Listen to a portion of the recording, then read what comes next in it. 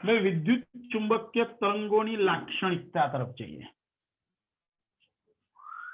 વિદ્યુત ચુંબકીય તરંગોની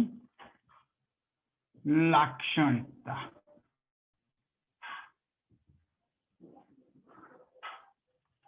આ ચેપ્ટરનો સૌથી અગત્યનો પોઈન્ટ વિદ્યુત ચુંબકીય તરંગોની લાક્ષણિકતા। ભાઈ આપણે જાણીએ છીએ લાસ્ટ લેક્ચરમાં આપણે ભણી ગયા કે ભાઈ મેક્સવેલ એક તો આપણને એમ્પિયર સર્કિટલ નિયમમાં ખૂટતું પદ સ્થાનાંતર પ્રવાહ એવું નામ આપ્યું। ત્યારબાદ આપણે મેક્સવેલના 4 સમીકરણો જોયા હતા। 4 સમીકરણો પછી આપણે એવી વાત થઈ હતી કે ભાઈ મેક્સવેલે આપણને સ્પષ્ટતા કરી કે પ્રવેગિત વિદ્યુત ભારને કારણે વિદ્યુત ચુંબકીય તરંગ મેળવી શકાય। આટલી ચર્ચા આપણે લાસ્ટ લેક્ચરમાં થઈ ગઈ હતી અને એ માટે આપણે દોલિત વિદ્યુત ભારની મદદથી વિદ્યુત ચુંબકીય તરંગ મેળવવાની વાત થઈ હતી। એની અંદર આપણે એક વસ્તુ સ્પષ્ટતા કરી હતી કે ભાઈ આપણે સળિયા લીધા હતા, જો તમને યાદ હોય તો। સળિયાને છેડે મેં 2 સુવાહક ગોળા મૂક્યા હતા। આ જે સુવાહક ગોળાઓ છે ને કેપેસિટર તરીકે વર્તે છે અને આ સળિયાઓ જે છે ઇન્ડક્ટર તરીકે વર્તે છે। ઓકે, હવે ધારી લો આ એક્સ અક્ષ છે। હવે આપણે એવું ભણી ગયેલા કે અહીંયા આગળ રહેલા વીજભારોને કારણે આ દરેક બિંદુ આગળ ચુંબકીય ક્ષેત્ર અને વિદ્યુત ક્ષેત્ર ઉત્પન્ન થાય છે। આપણે પેલા વિદ્યુત ક્ષેત્ર બતાવીએ તો કંઈક આપણે આવી વાત થઈ હતી। આ જે વિદ્યુત ક્ષેત્ર જે છે દરેકે દરેક બિંદુ આગળ કંઈક ઉત્પન્ન થતું હશે। એ વિદ્યુત ક્ષેત્ર હું અહીંયા આગળ બતાવું છું। આ વિદ્યુત ક્ષેત્ર જુદા જુદા બિંદુ આગળ વિદ્યુત ક્ષેત્રના મૂલ્યો જુદા જુદા હશે। દિશા એક છે, જુઓ વાય અક્ષની દિશામાં બતાવેલા છે। આ રીતે સદિશ ઈ ના ઘટકો દોલન કરતા તમને જોવા મળે। ત્યારબાદ આમ ઉલટાઈ જતા જોવા મળતા હશે।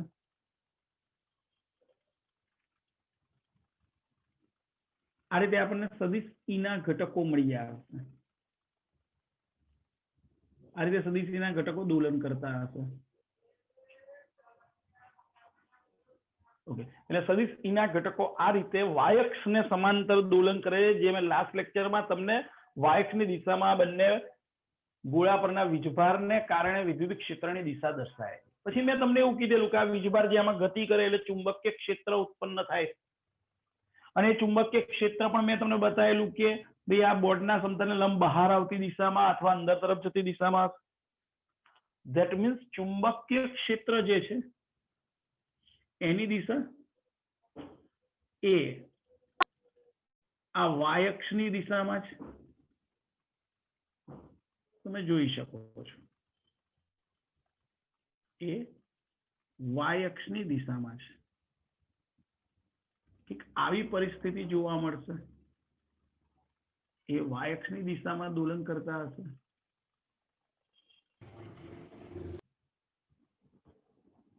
આ રીતે સદિશ બી ના ઘટકો દોલન કરે છે। તમે જોઈ શકો છો કે સદિશ ઈ ના ઘટકો જે છે એ વાય અક્ષની દિશામાં છે। સદિશ બી ના ઘટકો જે છે આ ઝેડ અક્ષની દિશામાં છે। જો આ ઝેડ અક્ષ છે, આ વાય અક્ષ છે અને આ એક્સ અક્ષ છે। તો એક વસ્તુ સ્પષ્ટ છે કે સદિશ ઈ અને સદિશ બી ના ઘટકો પરસ્પર લંબ દિશામાં દોલન કરી રહ્યા છે। જુઓ, સદિશ ઈ અને સદિશ બી ના ઘટકો જે છે એ પરસ્પર લંબ દિશામાં દોલન કરી રહ્યા છે। બીજી વસ્તુ, આપણું જે વિદ્યુત ચુંબકીય તરંગ જે છે એ વિદ્યુત ચુંબકીય તરંગ આ રીતે તમને જોવા મળશે। આ સદિશ ઈ નું તરંગ,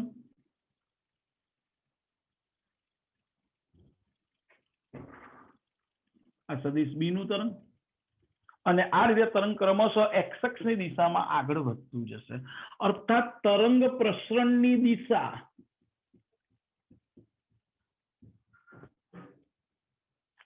એ સદિશ ઈ અને સદિશ બી ને લંબ હોય છે। ટૂંકમાં પહેલી લાક્ષણિકતા વિદ્યુત ક્ષેત્ર અને ચુંબકીય ક્ષેત્ર પરસ્પર લંબ હોય અને તરંગ પ્રસરણની દિશા ઈ અને બી ને પણ લંબ હોય, એટલે આ ત્રણે ત્રણ પરસ્પર લંબ હોય. જો હું અહીંયા આગળ તરંગ સમીકરણનો ઉપયોગ કરું તો હું આવું કહી શકું કે ભાઈ વિદ્યુત ક્ષેત્રનું સમીકરણ, તો તમને યાદ હોવું જોઈએ 11મા ધોરણમાં 15મા ચેપ્ટરમાં y is equal two a sin omega t minus kx આવું સમીકરણ હતું.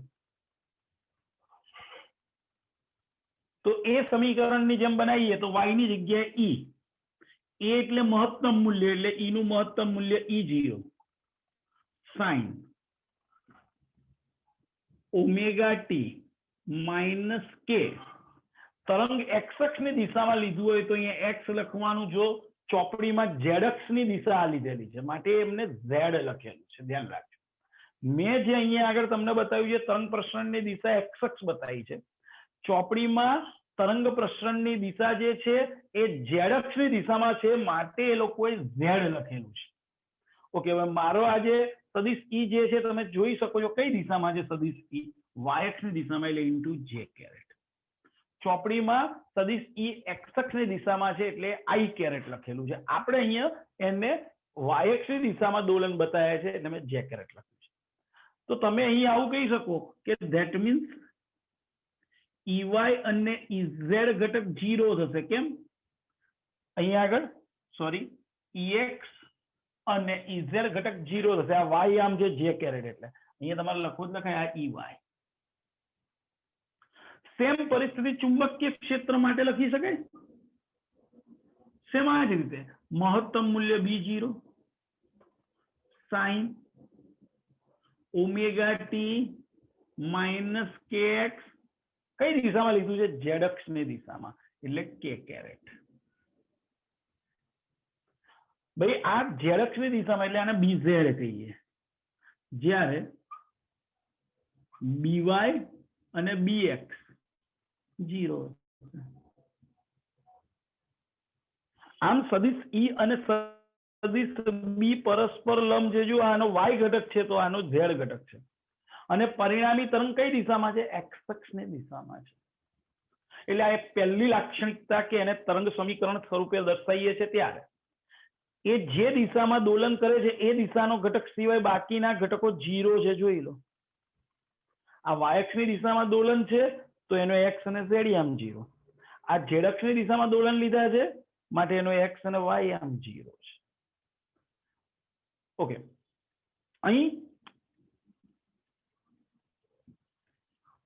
ભાઈ ઓમેગા શું છે?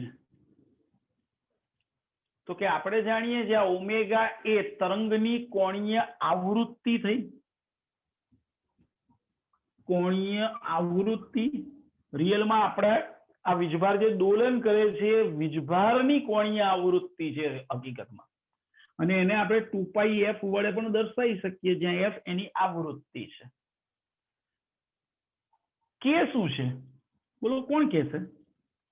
આ કે શું છે? 11મા ધોરણમાં તમે ઓલરેડી ચેપ્ટર નંબર 15માં ભણી ગયા છો. ભાઈ આ કે શું છે?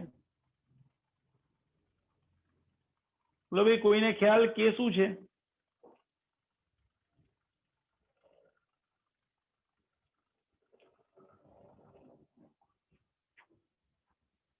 કોઈ નહીં.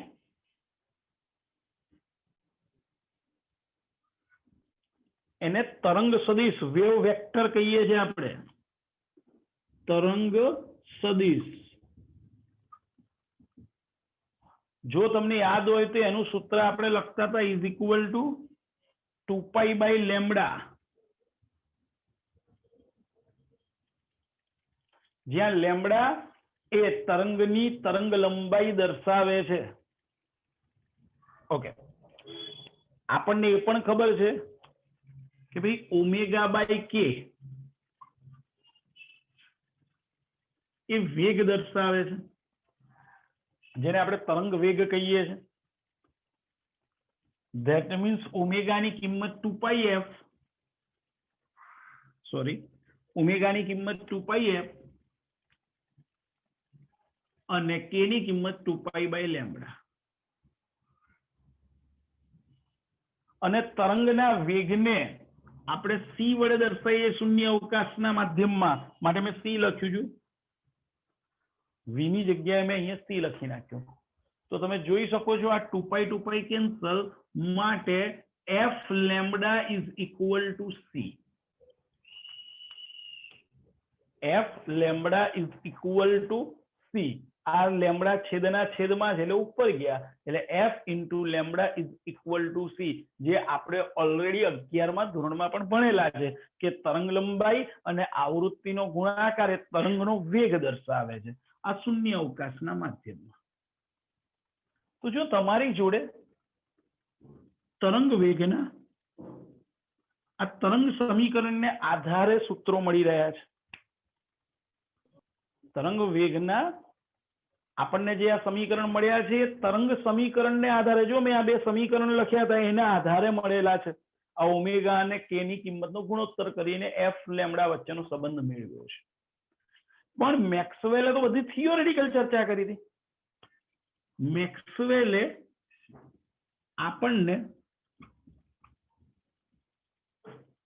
તરંગ ઝડપ નું સૂત્ર આપ્યું હતું, c is equal to 1/√μ0 epsilon 0. એને આ થિયોરિટિકલ મેળવ્યું હતું અને આ જે સમીકરણ જે છે શૂન્ય અવકાશના માધ્યમમાં છે. જો આપણી જોડે ઝડપનું સૂત્ર આ તો છે ઓમેગા બાય કે અથવા એફ લેમ્બડા, પણ મેક્સવેલે જે આપણને તરંગ ઝડપનું સમીકરણ આપ્યું હતું એ આ હતું 1/√μ0 એપ્સાઇલોન 0. શૂન્ય અવકાશના માધ્યમમાં વાત છે, શૂન્ય અવકાશ માધ્યમમાં,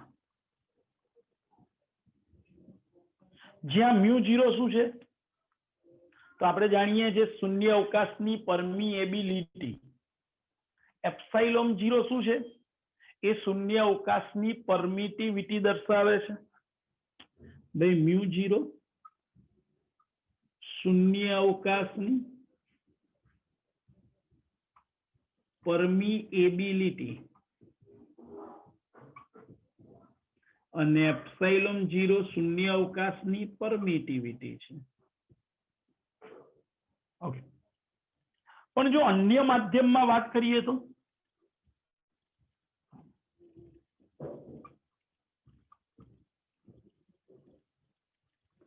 શૂન્ય અવકાશની જગ્યાએ અન્ય માધ્યમમાં વિદ્યુત ચુંબકીય તરંગની ઝડપ, માધ્યમમાં વિદ્યુત ચુંબકીય તરંગની ઝડપ,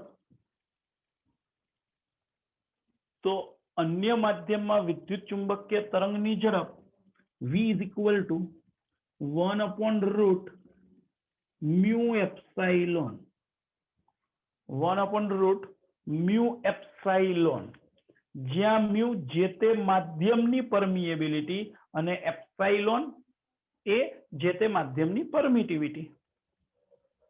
પણ તમને તો ખબર છે μ બરોબર μr μ0 અને એપ્સાઇલોન બરોબર એપ્સાઇલોન r એપ્સાઇલોન 0. યાદ કરો સાપેક્ષ પરમિએબિલિટી આપણે પહેલા આપણે ચોથા ચેપ્ટરમાં ભણ્યા હતા. સાપેક્ષ permeability μr is equal to μ by μ0 અને આ સૂત્ર પરથી μ બરોબર μr μ0. એ જ રીતે સાપેક્ષ permittivity epsilon r is equal to epsilon upon epsilon 0, એ સૂત્ર પરથી એપ્સાઇલોન બરોબર એપ્સાઇલોન r એપ્સાઇલોન 0. ભાઈ આ કિંમત આપણે આ સમીકરણમાં મૂકી દઈએ તો શું થાય છે? v is equal to 1/√, ચલો ભાઈ મ્યુ ની જગ્યાએ μr μ0, μr μ0 અને એપ્સાઇલોન ની જગ્યાએ એપ્સાઇલોન r એપ્સાઇલોન 0. માટે v is equal to 1/√μr epsilon r μ0 epsilon 0 આવું થયું. પણ તમને તો ખબર છે 1/√μ0 એપ્સાઇલોન 0 એટલે તો c. That means v is equal to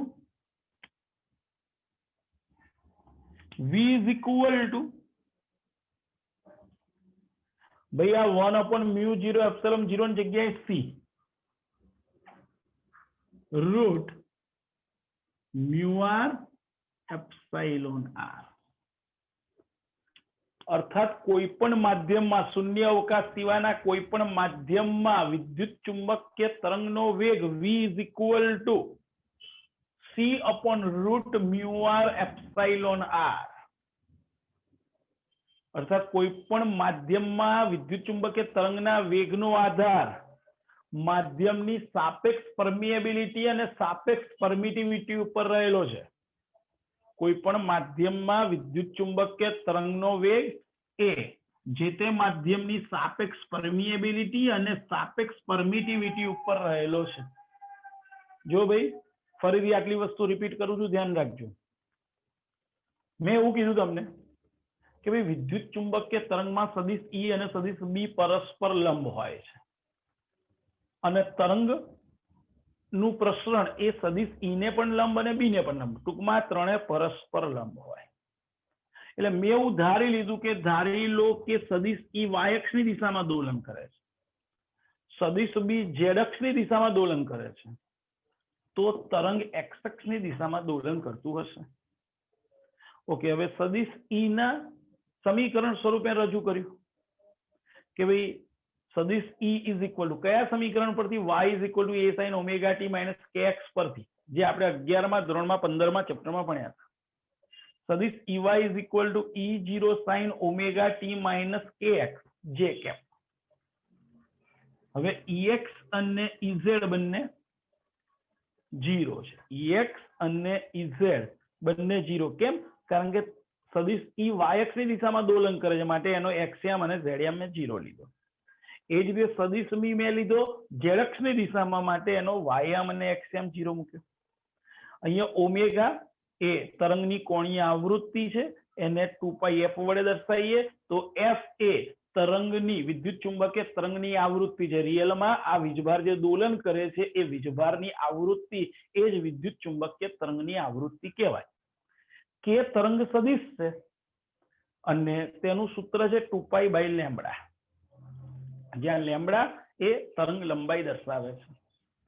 એની પરથી મેં તમને યાદ કરાવ્યું કે ભાઈ 11મા ધોરણમાં 15મા ચેપ્ટરમાં આપણે એવું ભણ્યા હતા કે ભાઈ ઓમેગા બાય એ તરંગ, ઓમેગા બાય કે તરંગ વેગ દર્શાવે. તો અહીંયા ઓમેગાની કિંમત મૂકી, કે ની કિંમત મૂકી, તો સાદુરૂપ મળ્યું f લેમ્બડા. અને અહીંયા આગળ આપણે ભણી ગયેલા છે, મેક્સવેલે આપણે સ્પષ્ટતા કરી છે કે ભાઈ વિદ્યુત ચુંબકીય તરંગનો વેગ એ પ્રકાશના વેગ c જેટલો હોય, એટલે અહીંયા લખ્યું c, એટલે v ની જગ્યાએ c લખ્યું, તો f લેમ્બડા બરોબર c. આ ક્યાં આગળ? શૂન્ય અવકાશ માટે. ઓકે, અન્ય માધ્યમ હોત તો c ની જગ્યાએ v લખે, બાકી કોઈ ફેર ના રહે, તો f લેમ્બડા બરોબર v કહેવાય. ઓકે, પછી મેં એવી સ્પષ્ટતા કરી કે ભાઈ મેક્સવેલે જે થિયોરેટિકલ જે ચર્ચા કરી હતી એમાં એને શૂન્ય અવકાશ માધ્યમમાં વિદ્યુત ચુંબકીય તરંગના વેગનું સૂત્ર આપ્યું હતું 1/√μ0 એપ્સિલોન 0, જ્યાં μ0 એ શૂન્ય અવકાશની પરમિએબિલિટી અને એપ્સિલોન 0 શૂન્ય અવકાશની પરમિટિવિટી. પણ આ તો શૂન્ય અવકાશ માટે વાત થઈ. અન્ય માધ્યમ હોય તો μ0 ની જગ્યાએ જે તે માધ્યમની પરમિએબિલિટી અને એપ્સિલોન 0 ની જગ્યાએ જે તે માધ્યમની પરમિટિવિટી. પણ આ મ્યુ બરોબર તો μr μ0 અને એપ્સિલોન બરોબર એપ્સિલોન r એપ્સિલોન 0, જ્યાં μr સાપેક્ષ પરમિએબિલિટી અને એપ્સિલોન r સાપેક્ષ પરમિટિવિટી, જેને આપણે ડાઇલેક્ટ્રિક અચળાંક પણ કહેતા હતા, એપ્સિલોન r. ઓકે, એ બંને કિંમત અહીંયા મૂકી દીધી. તો જોઈ શકાય છે કે વર્ગમૂળમાં 1/μ0 એપ્સિલોન 0 એટલે તો c છે. તો આની જગ્યાએ જો હું c મૂકી દઉં તો રહેશે શું? c ભાગ્યા √μr એપ્સિલોન r. જે મેં પ્રોબ્લેમ સમજવામાં, મેં આ જે ચર્ચા કરી છે એમાં કોઈને બી પ્રોબ્લેમ સમજવામાં? ભાઈ ધ્યાન રાખજો, જે કઈ છે આ વિદ્યુત ચુંબકીય તરંગની લાક્ષણિકતા જ છે આપણા ચેપ્ટરમાં, આ ચેપ્ટરની અંદર સૌથી અગત્યમાં. હેલો, એટલે કોઈને ના ખબર પડે તરત પૂછો ભાઈ. હેલો, હા બોલ બેલા. સર આ લેમ્બડા શું છે? તરંગ લંબાઈ. લેમ્બડા એટલે તરંગ લંબાઈ, જ્યાં લેમ્બડા તરંગ લંબાઈ છે.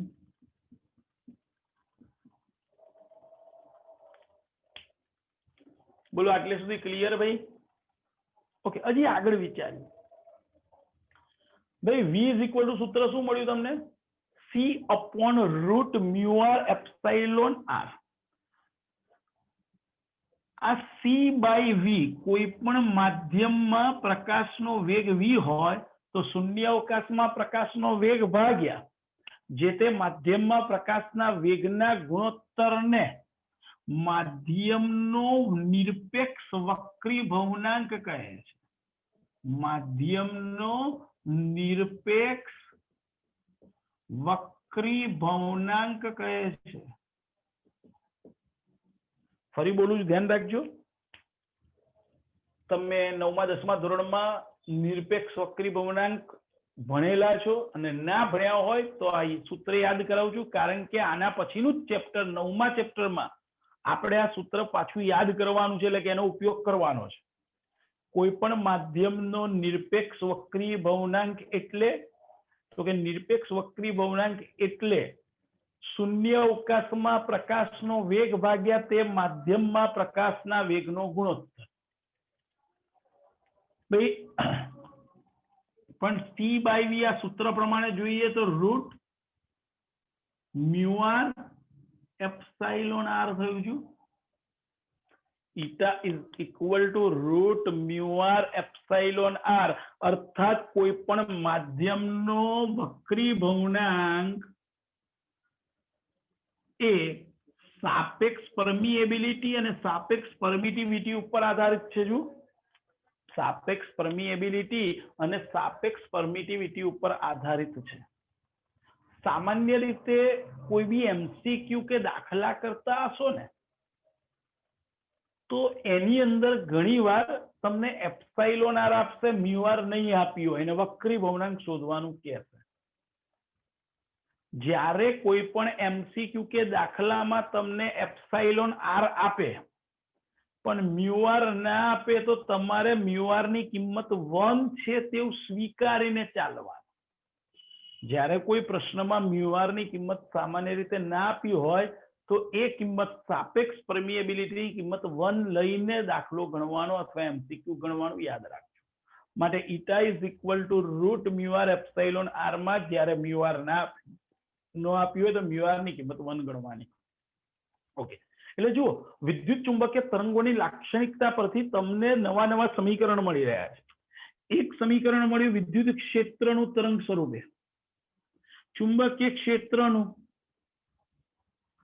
ત્રીજું સમીકરણ મળ્યું આ omega by k is equal to c અને f lambda is equal to c. ત્યારબાદ સમીકરણ મળ્યું c is equal to 1 upon root mu 0 epsilon 0. ત્યારબાદ અન્ય માધ્યમમાં v is equal to 1 upon root mu epsilon. ત્યારબાદ તમને સંબંધ મળ્યો mu is equal v is equal to c upon root mu R epsilon r. ત્યારબાદ સૂત્ર મળ્યું eta is equal to c by v is equal to root mu R epsilon r. જુઓ સમીકરણ એક એક એડ થતા જાય છે. ઓકે, આગળ વિચારીએ છીએ, ધ્યાન રાખજો. આ જવા દઉં છું. વિદ્યુત ચુંબકીય તરંગોની લાક્ષણિકતાની ચર્ચા કરતો તો એની પરથી મેં તરંગ ઝડપના વેગની ચર્ચા કરી છે. આ શૂન્યાવકાશમાં અન્ય માધ્યમમાં એની પરથી વક્રી ભવનાંકની ચર્ચા કરી. ધ્યાન રાખજો. હજી લાક્ષણિકતા ટોપિક ચાલુ છે, ધ્યાન આપજો.